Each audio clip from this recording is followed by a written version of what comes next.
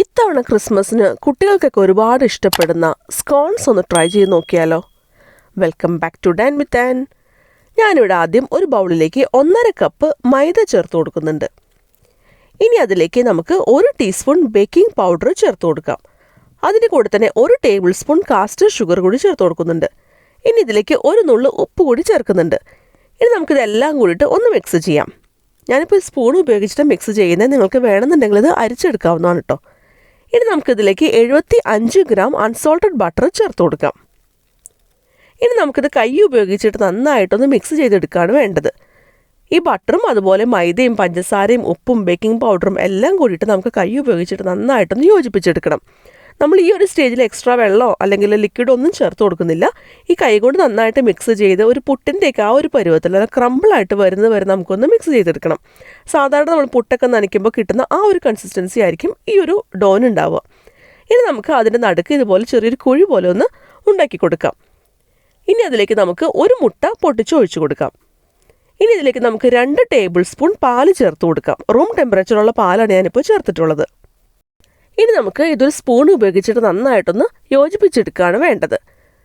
ഇതിൻ്റെ കൺസിസ്റ്റൻസി കുറച്ചൊരു ലൂസ് പോലെ ആയിരിക്കും കേട്ടോ. ഇനി നിങ്ങൾക്ക് ഒരുപാട് ലൂസായും തോന്നുകയാണെന്നുണ്ടെങ്കിൽ മാത്രം കുറച്ചുകൂടി മൈദയൊക്കെ ചേർത്ത് കൊടുക്കാവുന്നതാണ് കേട്ടോ.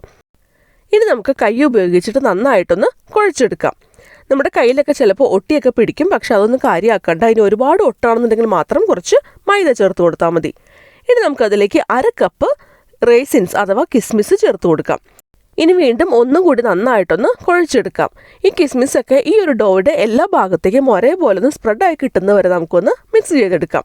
ഇപ്പോൾ നമ്മുടെ ഡോ ഇവിടെ തയ്യാറായിട്ടുണ്ട്. ഇത് ചെറുതായിട്ട് സ്റ്റിക്കി ആയിരിക്കും, എന്നാൽ ഒരുപാട് ടൈറ്റ് ആയിരിക്കില്ല. ചപ്പാത്തി ഡോയിലേക്ക് കുറച്ചുകൂടി സോഫ്റ്റ് ആയിട്ടുള്ള ഡോ ആയിരിക്കും കേട്ടോ. ഇനി നിങ്ങൾക്ക് ഈ ഒരു കറക്റ്റ് കൺസിസ്റ്റൻസി കിട്ടുക എന്നുണ്ടെങ്കിൽ ഒരു ചെറിയ സ്പൂൺ വീതം മൈദ ചേർത്ത് കൊടുത്തിട്ട് നമുക്കൊന്ന് അഡ്ജസ്റ്റ് ചെയ്തെടുക്കാം. ഇനി ഇത് ക്ലിംഗ് റാപ്പ് ചെയ്തൊന്ന് കവർ ചെയ്തിട്ട് അരമണിക്കൂറെങ്കിലും ഫ്രിഡ്ജിൽ വെച്ചൊന്ന് സെറ്റ് ചെയ്യാൻ വെക്കാം. ഇനി ഒരു ക്ലീൻ ആയിട്ടുള്ള സർഫസിൽ കുറച്ച് മൈദ നമുക്കൊന്ന് തൂക്കി കൊടുക്കാം. അതിലേക്ക് നമ്മൾ തണുപ്പിച്ച് വെച്ചിട്ടുള്ള ഈ ഒരു ഡോ ചേർത്ത് കൊടുക്കാം. അതിൻ്റെ മീതെ കൂടി നമുക്ക് കുറച്ച് മൈദ ഒന്ന് തൂക്കി കൊടുക്കാം. ഇനി നമ്മൾ ഇത് പരത്താൻ ഉപയോഗിക്കുന്ന റോളിംഗ് പിന്നിലും കൂടി കുറച്ച് മൈദ ഒന്ന് തടവിയിട്ട് ഇതുപോലെ കൈ കൊണ്ട് നന്നായിട്ടൊന്ന് സ്പ്രെഡ് ചെയ്ത് കൊടുക്കാം. ഇനി നമുക്കിത് പരത്തിയെടുക്കുകയാണ് വേണ്ടത്. ഇത് പരത്തിയെടുക്കുമ്പോൾ ഒരുപാട് കനം കുറച്ചാകരുത് പരത്തേണ്ടത്, കുറച്ച് കനത്തിൽ വേണം പരത്തിയെടുക്കാനായിട്ട്. എല്ലാ ഭാഗത്തും ഒരേ കനം കിട്ടുന്നത് പോലെ വേണം പരത്തിയെടുക്കാനായിട്ട്. ഇനി നമുക്കിതുപോലെ റൗണ്ട് ഷേപ്പിലുള്ള ഒരു കുക്കി കട്ടർ ഉപയോഗിക്കാം. അത് നമുക്ക് കുറച്ച് മൈദയിലൊന്ന് ഡിപ്പ് ചെയ്തെടുക്കാം. എന്നിട്ട് നമുക്ക് ഈ ഒരു നമ്മൾ പരത്തി വെച്ചിട്ടുള്ള ഡോവിൽ ഇതുപോലെ ഷേപ്പ് ചെയ്തെടുക്കാവുന്നതാണ് കേട്ടോ. നിങ്ങളുടെ കയ്യിൽ ഏത് വലിപ്പത്തിലുള്ള കുക്കി കട്ടർ ആണെങ്കിൽ നിങ്ങൾക്ക് എടുക്കാം. ഇനി നിങ്ങളുടെ കയ്യിൽ കുക്കി കട്ടർ ഇല്ലാന്നുണ്ടെങ്കിൽ സാധാരണ ഒരു കുപ്പിയുടെ കടപ്പൊക്കെ വെച്ചിട്ടാലും നിങ്ങൾക്ക് ഇതുപോലെ ചെയ്യാവുന്നതാണ് കേട്ടോ. ഓരോ പ്രാവശ്യവും ഈ മോൾഡ് മൈദയിൽ മുക്കിയതിന് ശേഷം നമ്മൾ ഷേപ്പ് ചെയ്യുകയാണെന്നുണ്ടെങ്കിൽ ഈ ഡോ ഒന്നും ഈ മോൾഡിൽ പറ്റിപ്പിടിച്ചിരിക്കയിൽ നമുക്ക് കറക്റ്റ് ഷേപ്പിൽ തന്നെ സ്കോൺസിനുള്ള ഡോ കിട്ടുന്നതാണ് കേട്ടോ. ഇത്രയും കനത്തിൽ വേണം നമ്മൾ ഈ സ്കോൺസിനുള്ള ഡോ പരത്തിയെടുക്കാനായിട്ട്. എന്നാൽ മാത്രമാണ് ഇത് ബേക്ക് ചെയ്ത് വരുമ്പോൾ കാണാൻ നല്ല ഭംഗി ഉണ്ടാവുള്ളൂ. ഇനി നമുക്ക് ഒരു ബേക്കിംഗ് ട്രേയിൽ ബട്ടർ പേപ്പർ വെച്ചതിന് ശേഷം അതിലേക്ക് ഈ സ്കോൺസ് ഒന്ന് അറേഞ്ച് ചെയ്ത് കൊടുക്കാം. കുറച്ച് ഗ്യാപ്പ് ഇടാനായിട്ട് മറക്കരുത് കേട്ടോ. ഇനി നമുക്കിത് ഒന്നുകിൽ എഗ് വാഷ് ചെയ്തെടുക്കാം, അതല്ലാന്നുണ്ടെങ്കിൽ കുറച്ച് പാലെടുത്ത് ഇതിന് മീതി ഒന്ന് ബ്രഷ് ചെയ്ത് കൊടുക്കാം. ഞാനിപ്പോൾ പാല് വെച്ചിട്ടാണ് ഇത് ബ്രഷ് ചെയ്തെടുക്കുന്നത്. അങ്ങനെ ചെയ്യുമ്പോൾ ഈ സ്കോൺസ് ബേക്കായിട്ട് വരുമ്പോൾ നല്ലൊരു ബ്രൗൺ കളറായിരിക്കും നമുക്ക് ഫൈനലായിട്ട് കിട്ടുക കേട്ടോ. അപ്പോൾ നമ്മളിവിടെ എല്ലാ സ്കോൺസും ഇതുപോലെ പാൽ ഉപയോഗിച്ചിട്ട് നല്ലതായിട്ട് ബ്രഷ് ചെയ്തെടുത്തിട്ടുണ്ട്. ഇനി നമുക്ക് പ്രീഹീറ്റ് ചെയ്ത് വെച്ചിട്ടുള്ള അവനിൽ വെച്ചിട്ട് 180 ഡിഗ്രീസിൽ 15 മിനിറ്റ് ഒന്ന് ബേക്ക് ചെയ്തെടുക്കാം. ബേക്ക് ചെയ്ത് കഴിഞ്ഞ് നമുക്ക് നന്നായിട്ട് ചൂടാറുന്നത് വരെ ഒന്ന് വെയിറ്റ് ചെയ്യാം. ഞാനിപ്പോൾ ഒരു വയർ റാക്കിലേക്ക് എല്ലാ സ്കോൺസും നിരത്തി കൊടുക്കുന്നുണ്ട്. ഇത് നന്നായിട്ട് ചൂടാറിയതിന് ശേഷം മാത്രമാണ് നമ്മൾ സെർവ് ചെയ്യാൻ പാടുള്ളൂ കേട്ടോ.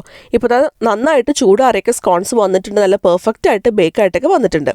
ഇനി നമുക്ക് ഇതിൻ്റെ നടുക്ക് ഇതുപോലെ ഒന്നൊരു കത്തി ഉപയോഗിച്ചിട്ട് ഒന്ന് മുറിച്ച് കൊടുക്കാം. കറക്റ്റ് നടുക്കായിട്ട് മുറിച്ച് കൊടുക്കാം.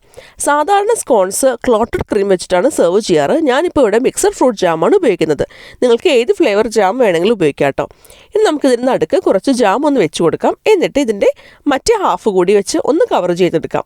ഇതുപോലെ നമുക്ക് സെർവ് ചെയ്യാവുന്നതാണ് കേട്ടോ. അപ്പോൾ ഇത്തവണ ക്രിസ്മസിന് എല്ലാവരും ട്രൈ ചെയ്ത് നോക്കണം. ഈ സ്കോൺസ് ട്രൈ ചെയ്തിട്ട് നിങ്ങളുടെ അഭിപ്രായം എന്നെ അറിയിക്കാൻ മറക്കരുത് കേട്ടോ. എൻ്റെ ചാനൽ ആദ്യമായിട്ട് കാണുന്നവരാണെന്നുണ്ടെങ്കിൽ സബ്സ്ക്രൈബ് ചെയ്യാൻ മറക്കരുത് കേട്ടോ. വീണ്ടും വേറൊരു അടിപൊളി റെസിപ്പിയായിട്ട് അടുത്ത വീഡിയോയിൽ കാണാം. ബൈ.